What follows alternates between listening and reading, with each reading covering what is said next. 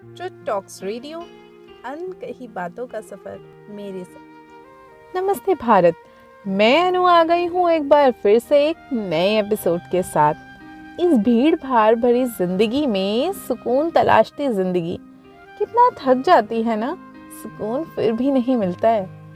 ये मजबूत कंधे कितना बोझ ढोते हैं। बचपन में हमारे स्कूल के बैग से हमारे कंधों पर जो बोझ पड़ता है, हम उसे मुस्कुराते हुए बड़ी आसानी से उसे उठा लेते हैं और हमें इस बोझ की आदत सी पड़ जाती है और हमें इस बात का एहसास तक नहीं होता। तब हमें इतना कंधों के बारे में पता ही नहीं होता कि ये बेचारे इतना बोझ ढोते हैं। ये कंधों का बोझ धीरे धीरे हमारे सर पर आने लगता है। एक्चुअल में ये बोझ ना तो हमारे कंधों पर होता है और ना ही हमारे सिर पर होता है, लेकिन हम बार बार यही नाम लेते हैं कि सिर पर बहुत बोझ है और फिर हम एक ऐसे कंधे की तलाश में लग जाते हैं कि हम अपने सिर को उसके कंधे पर टिका सकें और फिर से हम अपने सिर का बोझ कंधे पर डालते हुए सुकून महसूस करते हैं। साहब, ये कंधे कभी नहीं थकते हैं। ऑफिस में फाइल का बोझ, परिवार में जिम्मेदारियों का बोझ, समाज में सामाजिक दायित्व का बोझ और इस तरह न जाने कितनी जिम्मेदारियों का बोझ ढोते हैं।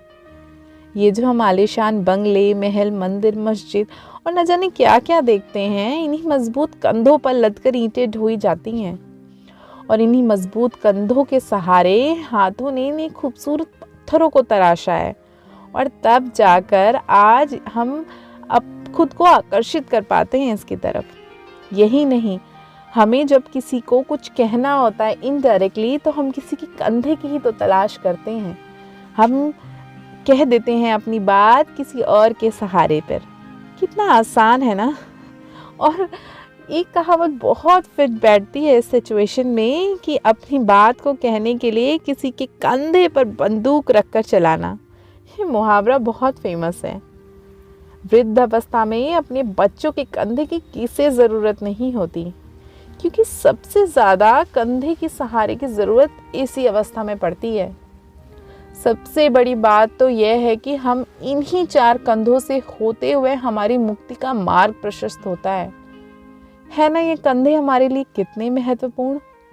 हमारी मुक्ति पर कोई रोता भी है तो वो भी किसी के कंधे पर सिर रखकर।